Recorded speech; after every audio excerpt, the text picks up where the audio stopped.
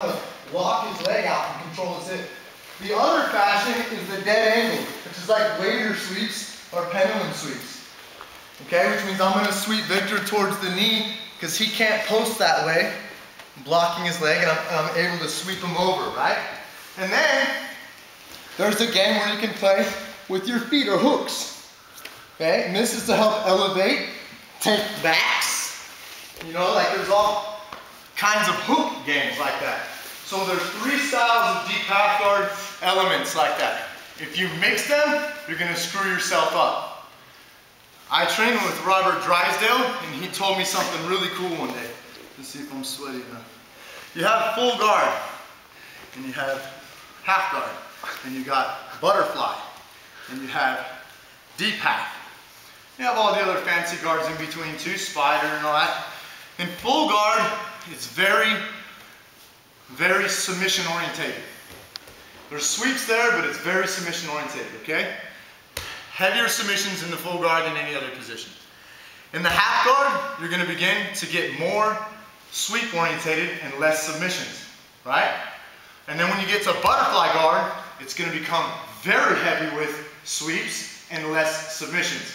When you get to deep half, there's very, very, very few submissions that you can do from the bottom I'm talking about, okay? And it's very heavy with sweeps. So it lopsides the game, right?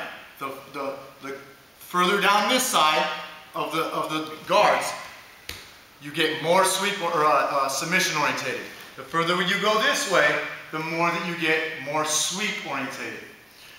The difference between deep half and the other guards is all other guards are interchangeable. Deep half has very, very few interchangeable. It's hard to go from deep half to full guard. Deep half to butterfly guard. It's what we say a cul-de-sac. You guys know what a cul-de-sac is? A dead end. You get what I mean? You get to deep half, you sweep or you're going to get passed or submitted. That's the mentality that you have to have in deep half. Okay? It's not a place to hang out, and it's not good for MMA or self-defense. So the way that I like to teach deep half also is to be fluid in what you're doing.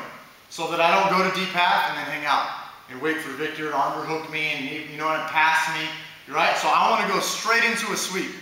So don't go to deep half with the idea to get to deep half. You must already know which sweep you're going to do. Okay? You got to think about this as I teach you this, and you got to think about it as you practice. Okay? So let's go into, we got this nice good movement now. We're not stuck. I want you to, we're going to do the dead angle right now. I'm going to bend the knee. A lot of people call it the waiter sweep, some call it the pendulum sweep, whatever. I call it the waiter sweep just because that's the way I learned it from Ryan Hall. Okay? So he's got his leg up, and I'm going to continue the movement. Okay? I'm going to continue the movement. I'm here, and then my butt is on the outside. I'm grabbing his hip. If you want to, if you're a real gi dominant guy, you can grab the lapels, that's fine. You can grab the belt. For me, I like to grab the hip. My knees will then come above his knees. The back of my hand will grab his foot. And then usually his hands are right here. And I'll grab. If not, I'll just grab the material here. This back leg, there is absolutely no reason to triangle your leg. Okay? As a matter of fact, I don't even go for the toe hold. I don't even like to give him that. This is what this position here does. You know, so this guy is only going to be used for momentum. You get what I'm saying? And then watch how I come up, guys. I gotta fold my leg. All right, I come up, I go towards his knee, I fold my leg. The thing about half guard is I always have to come up into a pass. So your passing has to be good. I'm gonna come right up into the basic over-under pass. I've already got his hip grabbed, and I'm gonna come up here, right? This is basically how I'm coming up. I let go of his bent leg. You can't come through it. I let go of his bent leg. Notice I stayed on my hip. And then I tuck super tight. If I leave my arm out, he'll kimura me.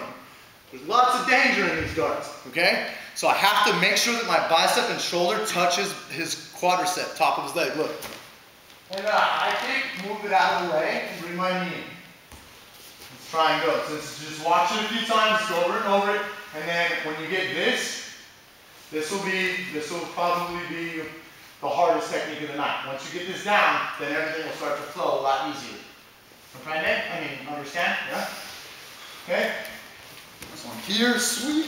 Knees rise above, back with my hand searches, grab, grab, without even looking. Just by doing this so much, his hands tend to always be there. You know, he's not going to put his hands above his head. You know what I mean? Use the momentum. I go towards his knee. See how his foot's back here?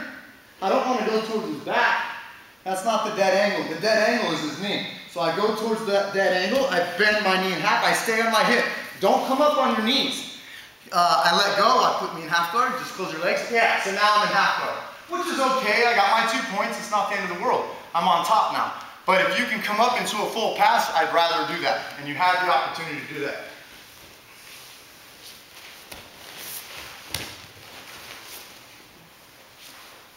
So I stay on my hip and shoulder instead of coming onto my knees. I can even hold on to this sleeve as long as you want. I come over, boom. Make sense? I really do like holding on to these sleeves because just for the advanced people, I'll come up this way, step into a triangle. Woo. Oops, I cut my leg. All the way over into a triangle if I had a sleeve. One more time. The knees go above the leg. My knees go above